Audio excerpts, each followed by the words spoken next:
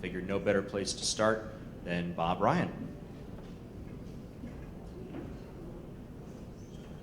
Well, thank you very much, and thank you all for coming. And I'll be very honest, we're all sitting here saying, what are we supposed to be talking about? And we're hoping that this will encourage dialogue, wink, get it, get people, Q&A.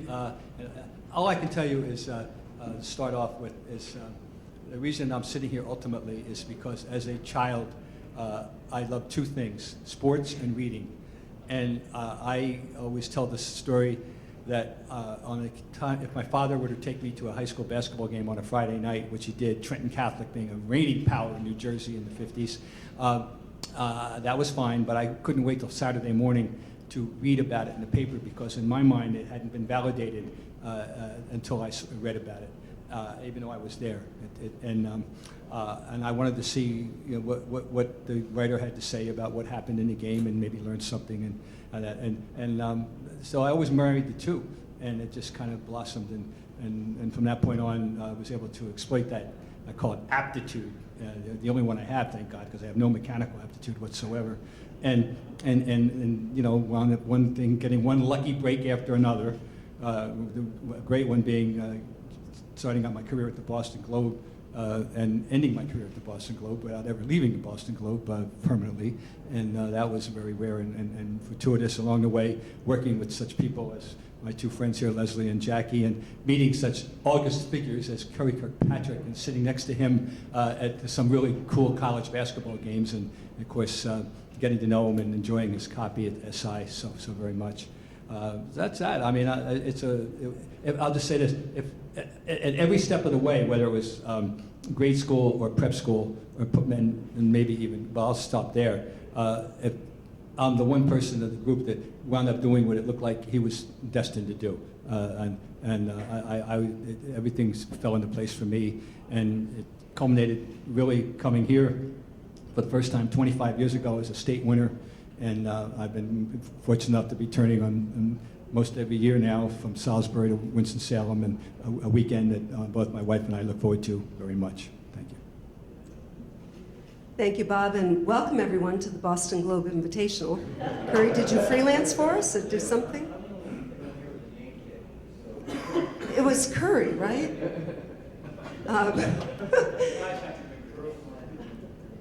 Girls were called women now, it's a new thing. Oh, I will tell you that is not true. Curry and I, every year, we're trying to get these guys to come go to this great basketball tournament down in the Bahamas called the Battle for Atlantis. They get great teams. And last year, it's kind of casual down there. Mike Krzyzewski, your good friend, loves to go because he can gamble, so it's great. So after the first Michigan State, don't start that yet, okay.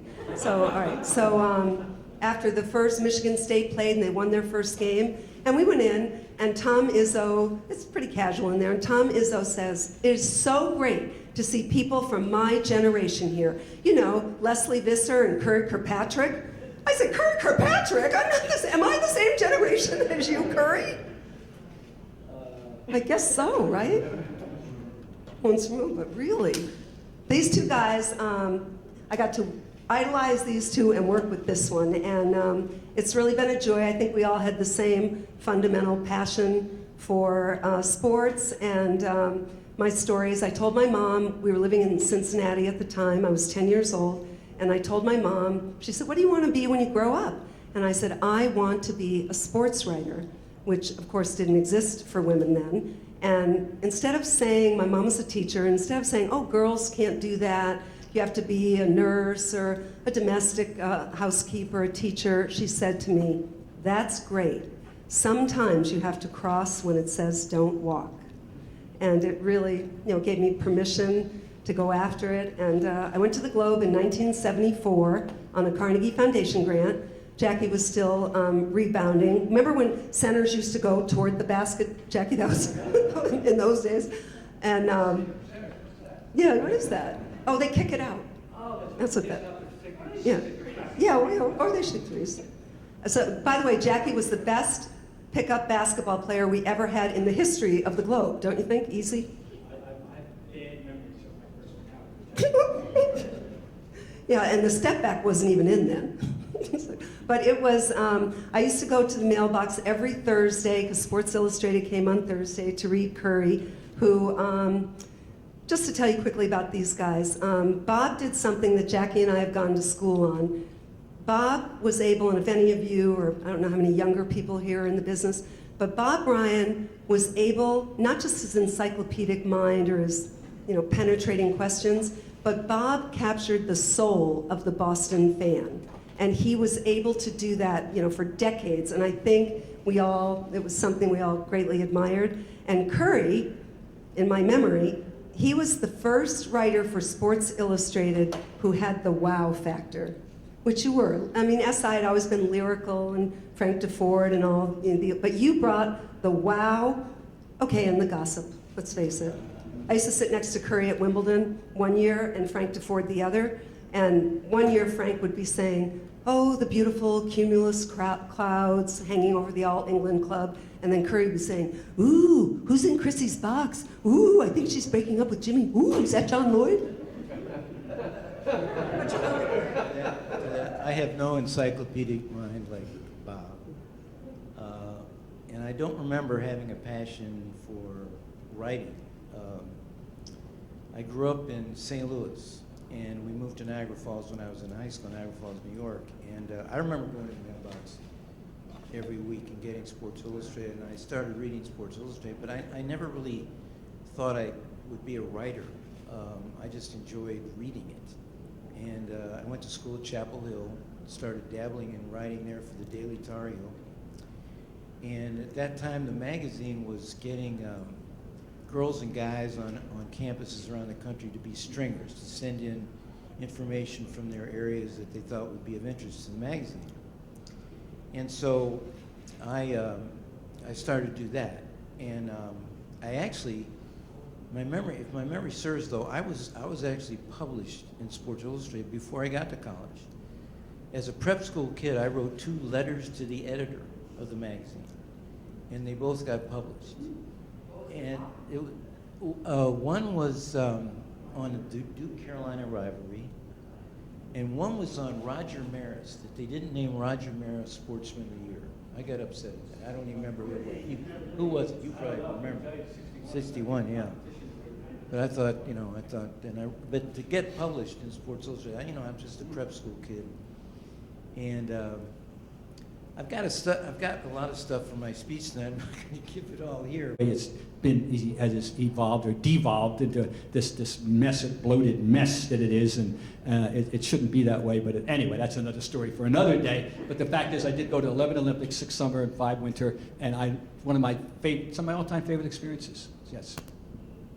We shared, do you remember a couple of the great stories that you did? Well, you mentioned Martina. Oh, well, you don't want to tell. She's great. Talking about Martina Navratilova. I don't know if you guys are too young to even know this, but in the 70s, I did a lot of tennis and got to know Martina really well. She was winning the French Open in Wimbledon every year, and one year, I think it was 74, she's on the cover. She wins the French Open, and I'm doing the story. Of course, there's no internet then. There's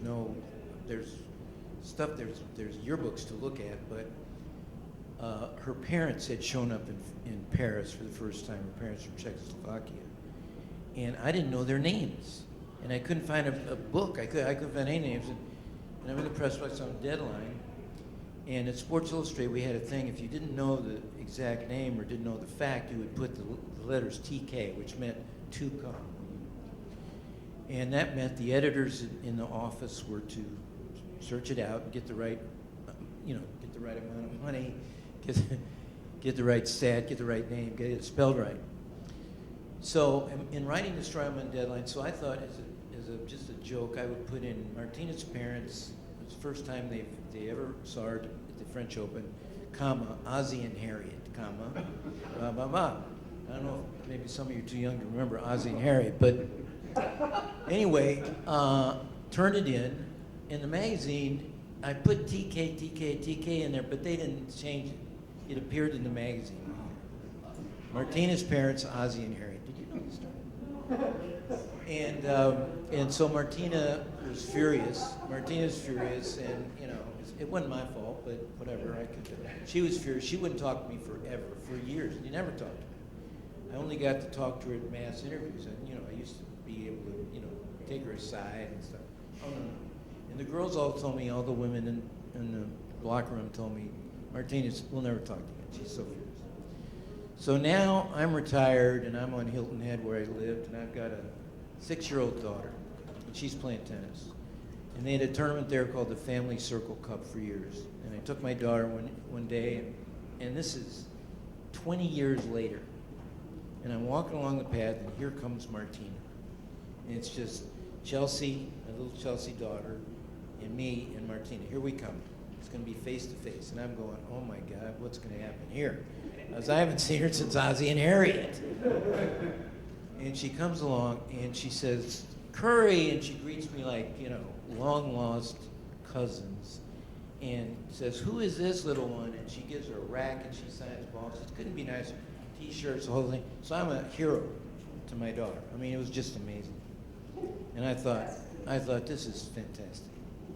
So now 2014, I went back to the French Open, to Paris. I was in Paris doing something, and we got tickets. I went out there. And now it's 2014. Now it's 40 years later. Okay, it's 74 to 2014. Is that 40? I don't know. But I'm walking outside the press row all by myself. Here she comes again, all by herself. Mano a mano. Here she comes. And she comes up to me and gets right next there. And I say, Martina, how are you doing? She steel-eyes me and keeps walking. And I turn around and I say, Martina, it's Curry. How you doing? And she says, still an asshole.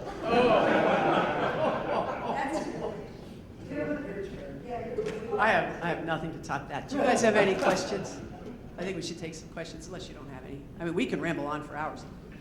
I think it's interesting that Bob said he grew up loving reading and writing, and didn't we heard him reference one of the classics, Spy versus Spy? That was out of Mad Magazine, right, Bob? Yes. Yeah. Is that what you read? Is that what you loved? Alfred E. Newman, right? What me worried?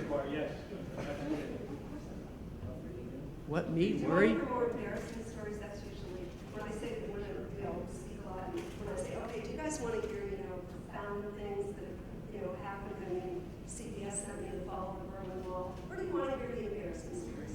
So, yes, Eileen told. Thank you for sharing. So I will tell you one from the very beginning, which this is under the category of after being humiliated, you survive with the scar tissue. But mine came really, really early. The Boston Globe made me the first woman to cover the NFL as a beat. So I wasn't nervous enough, all kinds of pressure on me. I was 21 years old. Okay, so now I go down to the Patriots training camp, which was in Rhode Island then, Bryant College in Rhode Island. And the Patriots had a coach then, Chuck Fairbanks. I don't know if you guys any remember him. Stoic. He was, did we get him from Colorado? I think, yeah, Colorado. Very stoic man. I mean, strong, solid. So I ask a question at the training camp, my first question, and I say to him something about a linebacker, and he says, why don't you go to lunch with my daughter? You're about the same age. Okay, I bounce back from that, okay. Now, we're in the beginning of the season, and 2 of his offensive linemen were hurt. So I said, Coach, who's going to start at left tackle for you, Tom Neville or Bob McKay? And Fairbanks says to me, neither one can play the position. I go driving back to the Boston Globe, driving 1,000 miles an hour. I'm going to win a Pulitzer. He says they have no one to protect Steve Grogan going against the vaunted Miami defense, back then great defense. I mean, there it is in the Globe the next day. My phone rings at like 5:30 in the morning, Chuck Fairbanks. I mean, words, you can't read in the Bible. Are you having mine? I said, either one could play the position. Can I buy a vowel? Your turn. No, I don't have any, abject humiliation moments that I remember. No. Oh, well, this wasn't humiliation. This was Somebody's going to remind you of one. confrontation. That's a different matter. And I didn't feel humiliated, but there was a long story short. 1975. The Red Sox are on a route, as it turned out, to the World Series. But in June, they were hitting a rough patch. And they were heading off on a 2-week road trip, or 10 days, a long road trip. And I wrote a column. That's in the days when the Globe allowed people, because you didn't have to be a certified columnist with a capital C to write a column if they needed one, and people were on vacation and blah, blah, blah. A lot of people had an opportunity to write columns, and I was covering the Celtics primarily, but now it's the summertime, my off season, and I write this column. And the column dissected and analyzed the Red Sox at the moment. And it included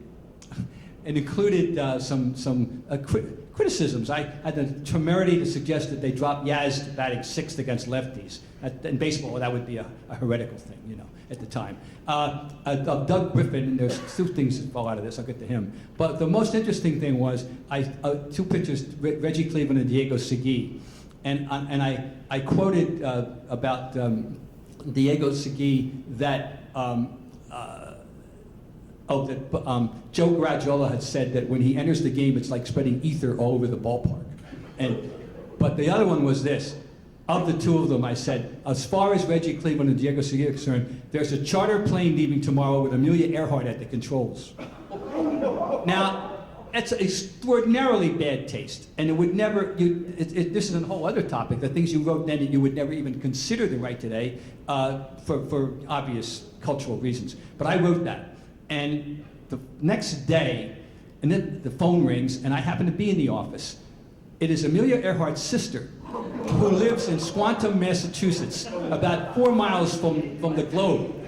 And she wasn't very happy. And I thought to myself, that shouldn't the statute of limitations go 38 years, But that was a good one. But that's a good one. Now, the other one, the fallout, was Doug Griffin. I had said, and quote unquote, I remember the exact line, he's a totally unacceptable major league second baseman. Now, they return home after this road trip. And by the way, Ken Harrelson. Oh, I don't know. I know. I had actually covered games. I'm not sure. Yeah. So, yes. So, we get back, and by the way, the first night that column appeared, Ken Harrelson, who was the color man in those days, ripped the bleeping what out of me for that column. Okay. Now, we get home, and they're playing the Yankees on a Saturday afternoon. And after the game, I covered the game as a sidebar man. I went into the locker room, and I was going over to say hello to Johnny Pesky, the venerable coach who was a good acquaintance. And I felt, that sensation, somebody's behind you, and it turned around, and there's Doug Griffin. And he starts shoving me and yelling, you don't belong in here, get out of here, blah, blah, blah. And Johnny Orlando was Vince Orlando was the clubhouse guy, and he said, I think you better leave. I said, yeah, I don't want to mess this thing up for everybody else. Now I get out in the locker room, and one of the other things I said was, what's so great about Dwight Evans? I suggested they could trade him, and that was also in there. Here comes Dwight Evans. He walks out in the corridor. He spits on the floor and says, I don't want you writing anything about me ever, good or bad. Now, the long story in short, 2 years ago I'm covering the team full-time. I get along fine with Griffin, and I get along fine with Evans to this day. And but that was my thing. But Amelia Earhart, I kind of feel bad about that now. That was a cheap shot. Thank you for acknowledging. And Martina does love you. As you know, I live near her. She does. In Massachusetts. Okay, so you managed to have an award-winning 45-year career with let's share one. Still waiting for the mic. Okay. So I wrote a column for the Globe, I guess, a Sunday column. We did the Sunday notes at the Globe, and I got to start to do the NBA column. That was a big deal, very great honor, and you wanted it to be, I'm following like the greatest basketball writer of all time, so you want it to be interesting but provocative. Anyway, so there was a team. It wasn't the Olympic team, but it was the pre-Olympic team, and they were playing in Toronto, and Larry Johnson was on that team. Derek Coleman, do you remember that team? It was just, they behaved so boorishly. They would score baskets and grab their crotch, and they were so unbecoming of, in my opinion, of wearing a USA uniform. It was just a horrible display. So Larry Johnson was on that team. My guy's grandmama, Larry Johnson. He played for the Charlotte Hornets and then later played for the New York Knicks. So I wrote a pretty scathing column about the fact that these guys, that playing for the Olympics is an honor, not a privilege.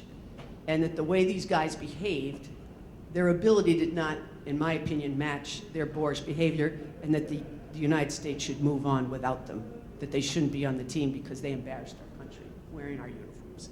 And I particularly went hard at Derek Coleman and Larry Johnson.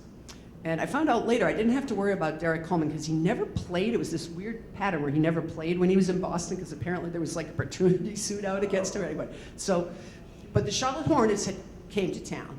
And you know, one of the first things Will McDonough always taught me was, if you write something critical, you better be there. You better show up the next day.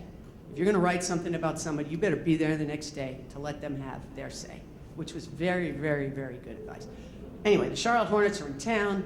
I show up. I go into their locker room just so I can be there and take whatever it is that's coming my way. Larry Johnson is a really big dude.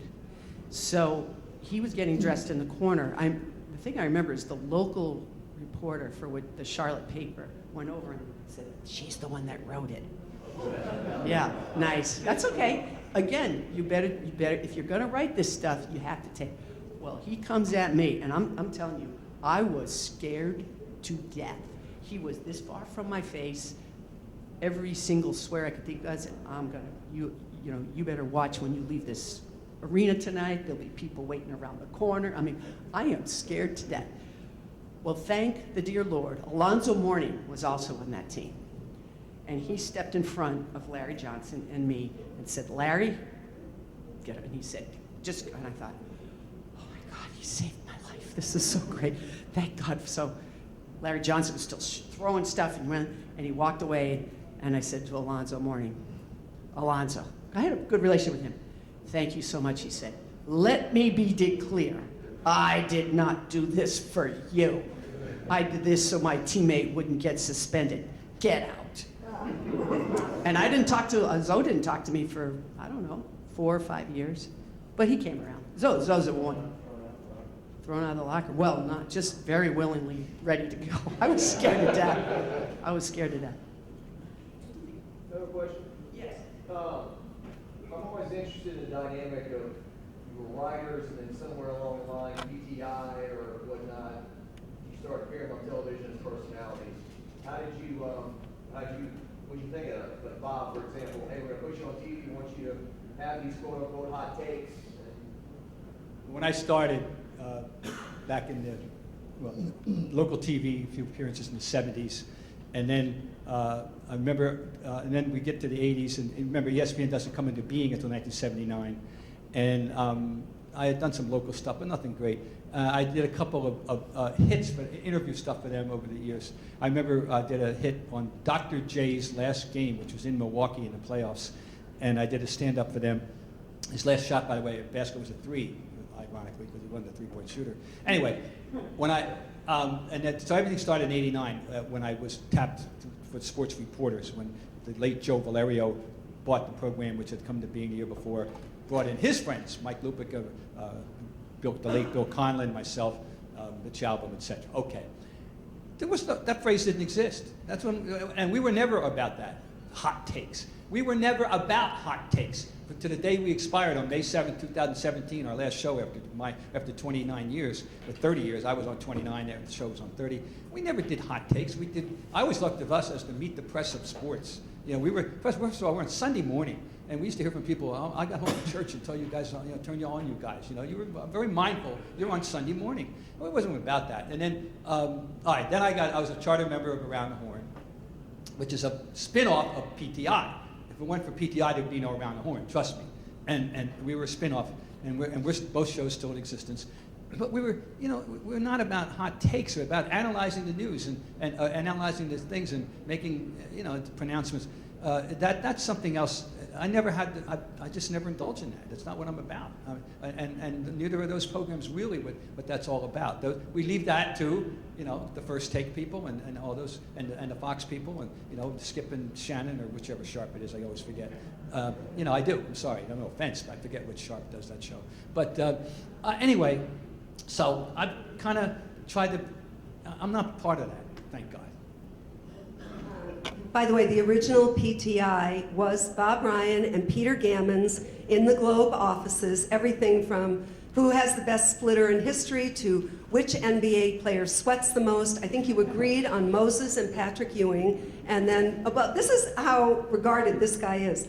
Bill Walton, I was having this conversation with Bill Walton a couple weeks ago, and Bill Walton said, I was one of the 5. And I said, I don't really remember that. And he said, ask Bob Ryan.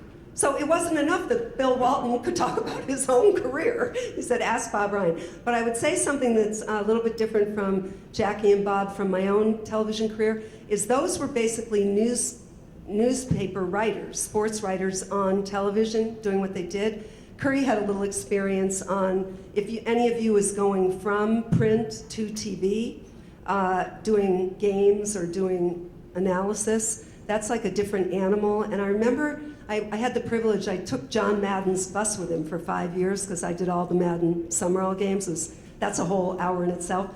But John said, it's a very different thing in life when you go from being the observer to the observed. And he said you have to be prepared that, that once you are acknowledged as someone who's a public person, that's a different element in your life. Here's the difference in print and TV. I did nearly 30 years at Sports Illustrated as a writer and doing stories. I started to do some TV with CBS, and I was doing more reporting. It was not analytical stuff like Bob does or hot takes or anything like that. It was reporting, doing sidelines and doing features and stuff like that. And one time we did a feature on a coach the coach had taken over at Vanderbilt, and I can't remember his name. It might have been Johnson, and he instituted a no swearing policy with his team. He told the team there's no swearing in the locker room, on the field, in games and practices, on the campus. You can't be swearing. Well, we saw this and we said, we had to do a TV story on this. I was doing stuff for ESPN, and a guy named Andy, I can't remember his name now. My producer. Well, anyway, we went down, and we told the coach we were doing a piece on this, and we were going to try to, be funny about it. And we talked to all the players, and we asked them about this no swearing policy, and they said, well, we've made up words to use. And then the coach, I'm going to call him Hal Johnson. He sat down for an interview.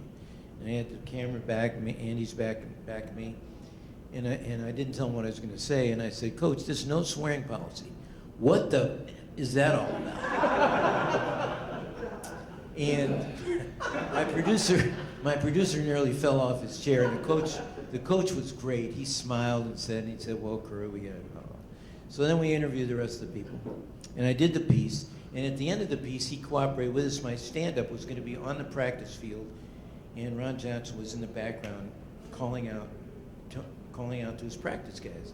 And I was on camera, and he was in the background. You could see him. And so I do my stand-up, and I can't get it right. I can't get it right. It was about 10 takes, and all of a sudden I go, I'm swearing my ass. And the coach looks over and says, Kirkpatrick, get down and give me 10. So I get down in my suit, and I'm doing push-ups, and that's the end of the piece. But here's the gist of the story. For years and years, I'd be in airports, and people would come up to me and said, Curry, you get to the Vanderbilt no swearing story, right? You did the no swearing story. They'll come. I mean, as recently as a couple of years ago, a guy came up to me and said, I remember you. You did the Vanderbilt no swearing story. I spent 30 years at Sports Illustrated. Nobody remembers anything I wrote. But this, the no swearing push-ups deal, everybody remembers. That's the. Yeah, so TV is challenging, I think, for people with no training, which was me for sure. And the Sports Reporters was a great thing to do. It was a very staid atmosphere. We knew the topics well in advance. We had time to research. Around the Horn is fast. You have a conference call in the morning, 10:30, and then by the time we sit in the chair at 12:45, all the topics have changed. Because the world has changed, right? Because things happen during the day. So now all of a sudden you got to really think on the fly. So, but Around the Horn was taped. So if Woody, why am I picking on poor Woody? If I made a mistake or whatever, we could bust. We'd start over. We could do it. So for me, when we started doing The Jump, the NBA show, which has now been renamed, that was live, so that was different. You had to really think about it. And again, a show that was on at 3 p.m. Eastern time, noon Pacific time.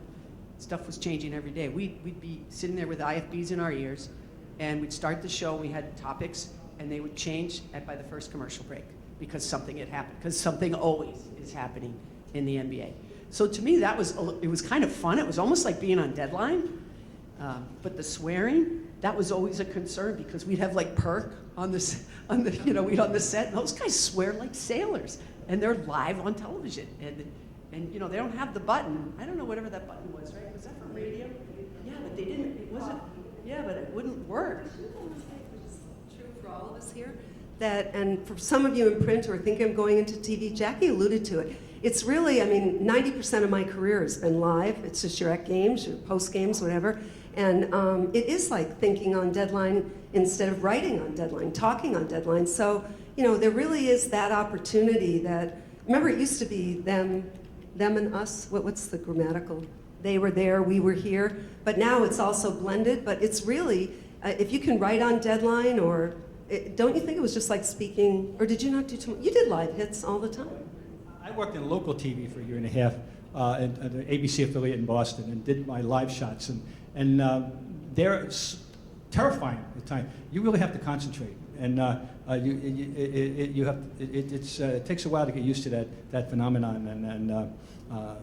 I wasn't an anchor, I was strictly a reporter, a job that doesn't exist on that station anymore because in those days they had 6 or 7 minutes a night, and now the whole sportscast are like 2 minutes. My own packages I would do would be 2 minutes, and they don't exist anymore. So that job I had is long gone. And I realized after a full year that this wasn't me, this wasn't the job.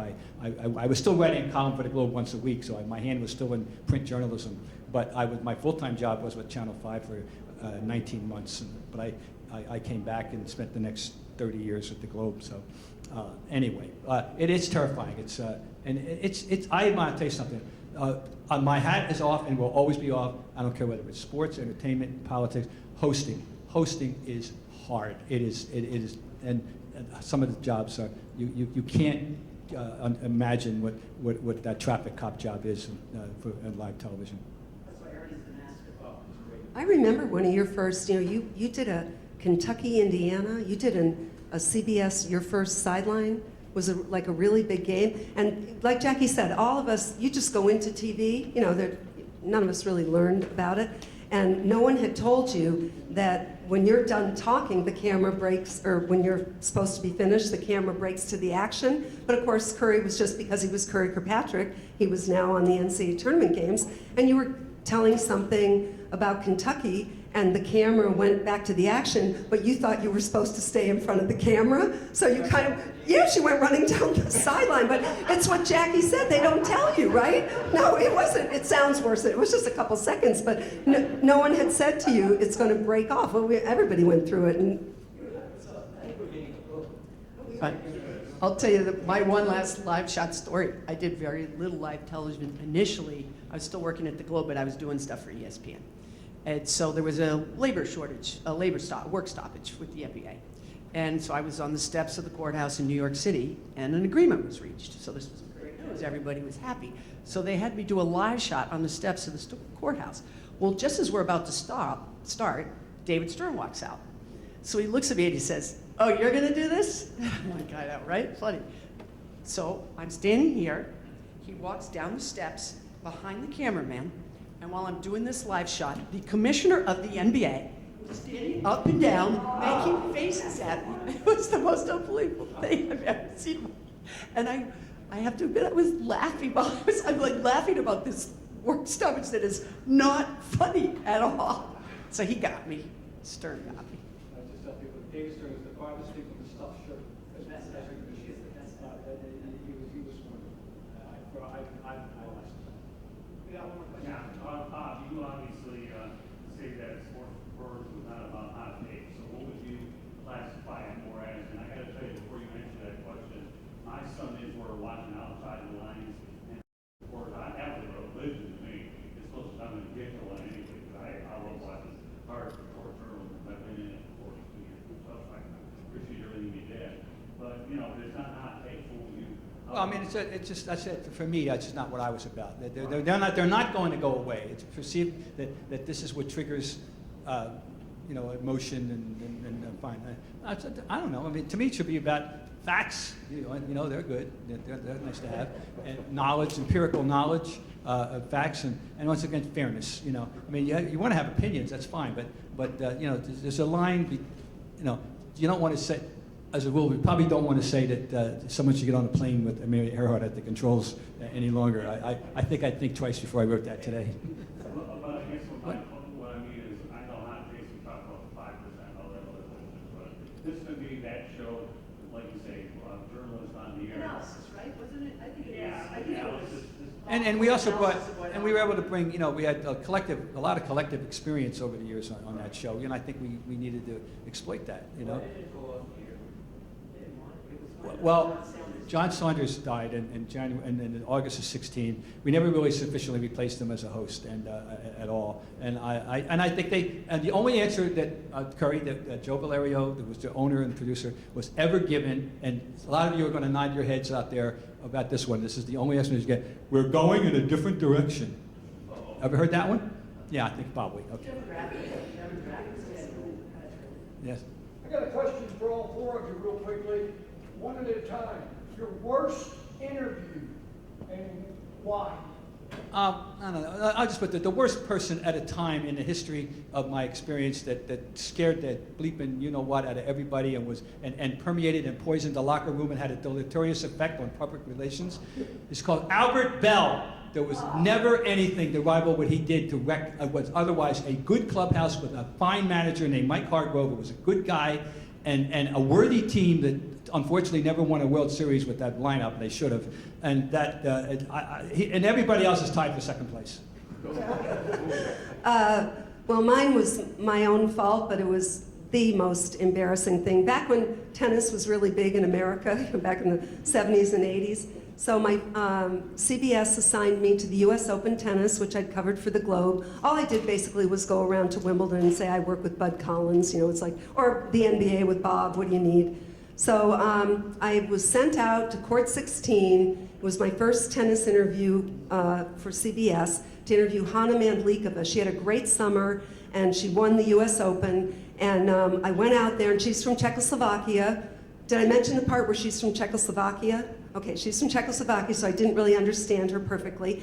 And I said, Hana, you had a great summer. She went from 55th to 5th in the world. To what do you attribute your success? And she said, when tennis was big on CBS, and she says to the country, well, I think it is my new couch. So I thought, I don't know, maybe she's sleeping better or something? I don't know. So I said, oh, did you get some new furniture? And she said on network television, oh, don't be ridiculous, Billie Jean King, my new couch. And then Brent's head hits the table. They play it every year at the CBS seminar. Well, I can't take a bad. I don't want to mention bad people here, but the toughest one I think I ever did was a CBS feature on Venus and Serena Williams. The problem was they were 8 and 10 years old at the time. So, we went and talked to Richard, and we did this on the streets of Compton, by the way. And I was this clip. Her answer is still playing on stuff where they do a thing of her life. And Serena was 8 at the time, and I was asking her, "What do you want to be? What do you want to do?" And these one words: yes, no, I don't know. I want to win Wimbledon. It was like. It was really tough to get anything out of them. But that was the funniest one I did. And they're still running these clips of her answers. She was 8 to. Yeah, so the worst and least revealing interview I ever did was with Reggie White, God rest his soul, the great football player. He was playing for the Green Bay Packers. They were playing the Patriots. I was covering it for the Boston Globe. I went into their locker room I think he had a great game, a big sack, I don't really remember. He was fully dressed, being interviewed by a number of journalists. I walked up, I asked my question, he didn't answer me. So I asked it again, and he looked at me and he said, "I'm married." I said, "So am I, what's your point?" And he said, "I don't talk to females in the locker room." I said, "You're fully dressed, you're answering questions from this group." He said, "This interview is over," and he walked out.